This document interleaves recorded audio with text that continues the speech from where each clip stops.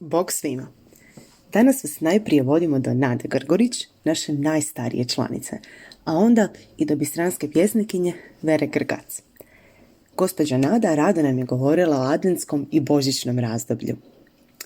Nado, kakva su vaša sjećanja o tom vremenu uoči i oko Božića? Kako se slavi Božić u Bistri? Za Božić su bile velike pripreme. Kad je došla Sveta Katarina, to se zvali Sveta Kata snijeg na vrata, i onda je počelo vrijeme došašća ili adventa. Čime su se bavile žene, a čime muškarci u vrijeme adventa? Onda smo mi imeli posebne posle. Muži su drva pribirali da bu za Božić dosta drvi, oko štala delali, žene su bijelile hiže, da se sve ofrižale, da je to sve za Božić čiste, jer se to slavile dolazak Isusa Krista, da ne bude fiže kakve njemu bile štalice. Tako da su ljudi imeli posebnu ljubav prema Božiću. Oni su to slavili onak iz srca. I onda su počele prve zornice.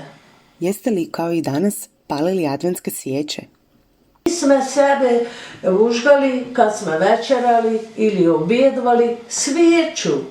Mi smo na taj način to obilježavali. Svijeća je uvijek bila svjetlost. I mi smo uvijek svijeću imeli, svijeću je svaka gazdarica je morala fiže svijeće imeti za svaki blagdan, ali posebne za Božić. U nekim krajevima na određene dane, odnosno blagdane, žena nije smjela prva ući u kuću. Je li tako bilo i u Bistri?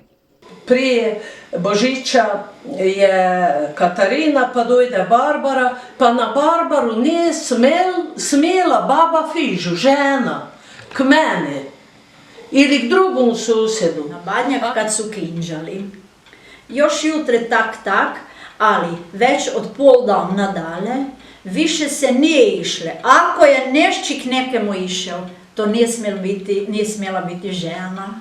Da ne bi, sad više to više z religije ima mene veze, ali ima evo tak s nekakvim verovanjem, da onda ona donese nesreću pod bor. Prvi pod bor, kad te bor nakinđan ili kad se već počne kinđati, kad te fiže, mora dojti muški.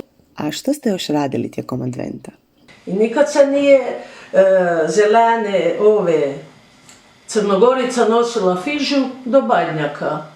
I sad smo mi cijeli taj mjesec dan od 25. Katarine do Božića do 25. Znači 24. je Badnjak, do Badnjaka smo mi delali cimer. Čime ste se još bavili uoči i oko Božića? I onda smo jabuke pribirali i orehe i taj cimer, taj kinč, to smo pribirali koji se gore na plafonu na travme kinđale. Nije bile borov, ali su bile borove grane. I to su muži napravili obruč, tu su privezali zelene i tu su se vesile ruže i jabuke i orehi. To je bilo naš kinč, ali to je bile bistranski, mi smo tomu bili posebne veseli. Kako je Božić izgleda u crkvi? Crkve su bili veliki bori, svake sele imele svoj bor. Gornja Poljanica, to sam bila ja. Dolna Poljanica, Doljna Bistra, Gornja Bistra, Oborovo i tako, ali onda su se složili, recimo, Gornja i Doljna skupa. Pa se složila Oborovo i Gornja Bistra, Dolna Bistra i Bukovje. To se sad tak slagale da ne bude to 10 borov cirkve, 7 za prafije bistranjske sel. Nek se onda to složile tak, ali sve božićne rože i jabuke, božićnice i orehi. Iste kak smo se i mi dome kinđali. Nije bile nikakvoga blještavila, nije bile lampic, nije bile niš, ali je to bil Božić za dušu i srce. Danas je u Bistri kiti bor. Kako je to nekada bilo? Prije smo imeli same bore kak i vijenec napravljen na travmu. I tu su se mi smo rekli borovine, hujina, nam je sve bile smreka, jela, bor, tisa, to nam je sve bile hujina, to je bile zelene, po zimi, to nije po zeblje. I onda to, ali si ti su del, ali si del jelu, ali si del bori, ili koje, nisu ni ljudi razlikovali koje glavne da je zelene, da ima iglice i da je lijepe fiže vidjeti. I gdje se onda smještalo te grane unutar kuće? Tako gore ti je bil kut i onda su bila ovak trami i tu se nutru hvil jedan obruč i tu su muži privezali zelena, a mame su kinđale, a mi smo ni dodavale roža, jabuka i tak mi deca, a tu smo imeli sveti kućek v kutu. Tu je bil Raspeti Krist i Majkica Boža, tu smo iste napravili venček od te rožić koje smo deli oko Krista, Isusa našuga.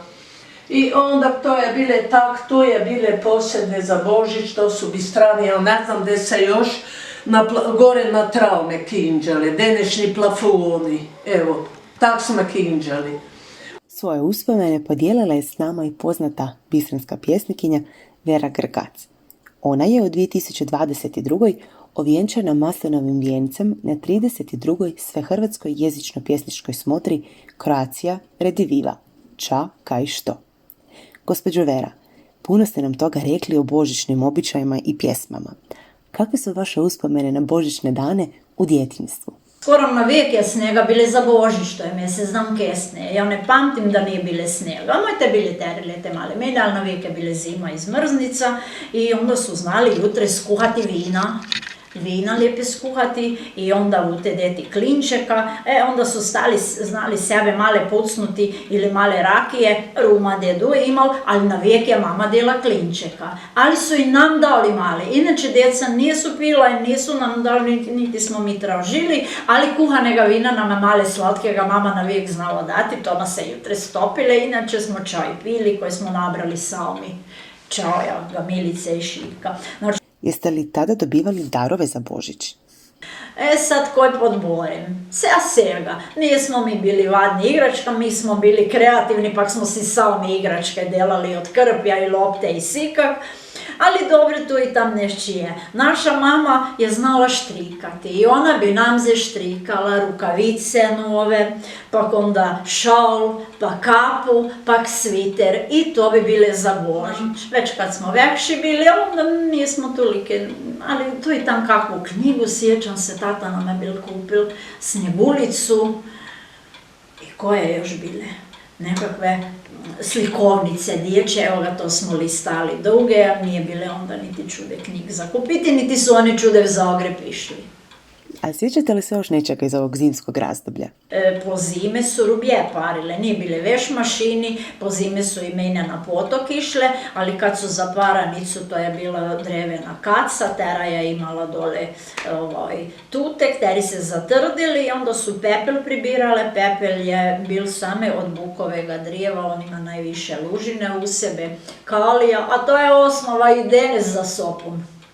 I onda su kuhale pepel i s to onda lužinu su polivale rubje. Onda od zgora je lužina išla, a dole je onda se male tako temparile, onda je otprla pipicu pa je pustila, pa je furt frišku grijala na šporatu i frišku nalijevala od zgora, a dole je ovu tera mrzla, pušćala van. I onda kad je to tak nekolike pot, onda je vadila komad, male požulila i prala na koritu na potoku, na tekuće vode, a ne mi vordamo veš mašine, pa se vorda sve skupa. Ovi se ne furt prali čiste vode. Svaki put kad je smočila i vudrila po koritu, voda je odnesla sopunicu i one koje nije bile čiste, a ostale je čiste, dišeće, domaće ruhe i onda naravno po zime još kad se mrazile, kad je zima bile jake, onda je to domaće platne još pobijelele.